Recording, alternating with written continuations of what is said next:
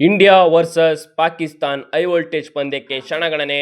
ನಾವೆಲ್ಲರೂ ಕಾತರದಿಂದ ಕಾಯ್ತಿರುವಂತಹ India versus Pakistan women's world cup match ಇವತ್ತು ನಡೀತಾ ಇದೆ. ಬನ್ನಿ ಆ ಮ್ಯಾಚ್ ಬಗ್ಗೆ ಸಂಪೂರ್ಣ ವಿಶ್ಲೇಷಣೆಯನ್ನು ಮಾಡೋಣ. ಅದಕ್ಕೂ ಮುಂಚೆ ಯಾರು ನನ್ನ ಚಾನಲ್ ಸಬ್ಸ್ಕ್ರೈಬ್ ಆಗಿಲ್ಲ ಪಟ್ ಅಂತ ಸಬ್ಸ್ಕ್ರೈಬ್ ಆಗಿ. ಬನ್ನಿ ಗೈಸ್, ಮಾತಾಡೋಣ ಇಂಡಿಯಾ ವರ್ಸಸ್ ಪಾಕಿಸ್ತಾನ್ ಮ್ಯಾಚ್ ಬಗ್ಗೆ. ಇಂಡಿಯಾ ವರ್ಸಸ್ ಪಾಕಿಸ್ತಾನ್ ಈ ಮ್ಯಾಚ್ ನಡೀತಾ ಇರೋಂಥದ್ದು ಇಂಗ್ಲೆಂಡ್ನ ಬರ್ಮಿಂಗ್ಹ್ಯಾಮ್ನಲ್ಲಿ ಒಳ್ಳೆ ವೆದರ್ ಕಂಡೀಷನ್ ಇದ್ದರೆ ಒಳ್ಳೆ ಬ್ಯಾಟಿಂಗ್ ಪಿಚ್ ಸಿಗುತ್ತೆ ಅಂತ ಹೇಳ್ಬೋದು. ಹೌದು ಗುರು. ಇನ್ನು ನೆಕ್ಸ್ಟು ಭಾರತ ತಂಡದ ಪ್ರಾಬಲ್ಯದ ಬಗ್ಗೆ ನೋಡೋದಾದರೆ, ಭಾರತ ತಂಡ ಬ್ಯಾಟಿಂಗ್ನಲ್ಲಿ ಸಖತ್ತಾಗಿದೆ. ಓಪನರ್ ಸ್ಮೃತಿ ಮಂದಾನ ಮತ್ತು ಶಫಾಲಿ ವರ್ಮಾ ಅವರು ಬರ್ತಿದ್ದಂಗೆ ಡಮಾಲ್ ಡಿಮಿಲ್ ಅಂತ ಆಪೋನೆಂಟ್ನ ಸೈಡ್ ಲೈನ್ ಮಾಡಿಬಿಡ್ತಾರೆ. ಇನ್ನು ನೆಕ್ಸ್ಟು ಮಿಡಲ್ ಆರ್ಡರ್ನ ನೋಡ್ಕೊಳ್ಳೋಕ್ಕೆ ನಮ್ಮ ಕ್ಯಾಪ್ಟನ್ ಕೌರವ್ ಇದ್ದಾರೆ. ಕ್ಯಾಪ್ಟನ್ ಕೌರವರು ಮಿಡಲ್ ಆರ್ಡರಲ್ಲಿ ಸಖತ್ತಾಗಿ ಆಡ್ತಾ ಇದ್ದಾರೆ. ಇನ್ನು ನೆಕ್ಸ್ಟು ರಿಚಾ ಘೋಷ್ ಅವ್ರ ಬಗ್ಗೆ ಅಂತೂ ಮಾತಾಡೋಗೆ ಇಲ್ಲ. ರಿಚಾ ಘೋಷ್ ಅವರು ಬಂದು ಮ್ಯಾಚ್ನ ಯಾವ ಸಿಚುವೇಶನ್ ಬೇಕಾದ್ರೂ ತಗೊಂಡು ಹೋಗ್ತಾರೆ. ಇಂಥ ಅದ್ಭುತವಾದ ಬ್ಯಾಟರು ನಮ್ಮ ಟೀಮಲ್ಲಿರೋದು ಒಂಥರ ನಮಗೆ ವಿನ್ನಿಂಗ್ ಮೂಮೆಂಟ್ನ ಬೇಗ ತಂದುಕೊಡುತ್ತೆ. ಇನ್ನು ನೆಕ್ಸ್ಟು ಆಲ್ರೌಂಡರ್ ದೀಪ್ತಿ ಅವರಿದ್ದಾರೆ. ಬ್ಯಾಟಿಂಗಲ್ಲೂ ಸೈ, ಬೌಲಿಂಗಲ್ಲೂ ಸೈ, ಒಳ್ಳೆ ಬ್ಯಾಟಿಂಗು ಮಾಡ್ತಾರೆ, ಒಳ್ಳೆ ಬೌಲಿಂಗು ಮಾಡ್ತಾರೆ ದೀಪ್ತಿ ಅವರು. ಇನ್ನು ನೆಕ್ಸ್ಟು ನಾವು ನಮ್ಮ ಸ್ಪಿನ್ ಬೌಲಿಂಗು ಮತ್ತು ಫಾಸ್ಟ್ ಬೌಲಿಂಗು ನೋಡೋದಾದರೆ, ಫಾಸ್ಟ್ ಬೌಲಿಂಗಲ್ಲಿ ರೇಣುಕಾ ಸಿಂಗ್ ಠಾಕೂರ್ ಅವರು ಮೊದಲಾಗೆ ಬಂದು ಪವರ್ ಪ್ಲೇಲಿ ವಿಕೆಟ್ನ ತೆಗೆದು ಟೀಮ್ಗೆ ಕಾಂಟ್ರಿಬ್ಯೂಟ್ನ ಮಾಡ್ತಾರೆ.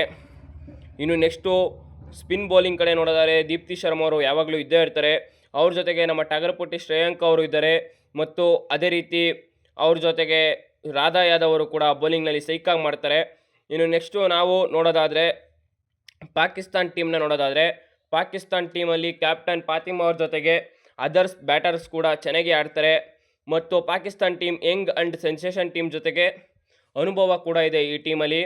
ಇನ್ನು ಇವರ ಪ್ರಮುಖ ಅಸ್ತ್ರನೇ ಬೌಲಿಂಗ್. ಇವರೇನಾದ್ರು ಚೆನ್ನಾಗಿ ಬೌಲಿಂಗ್ ಮಾಡಿದ್ರು ಅಂದರೆ ಒಂಥರ ಇವ್ರು ಗೆದ್ದಂಗೆ.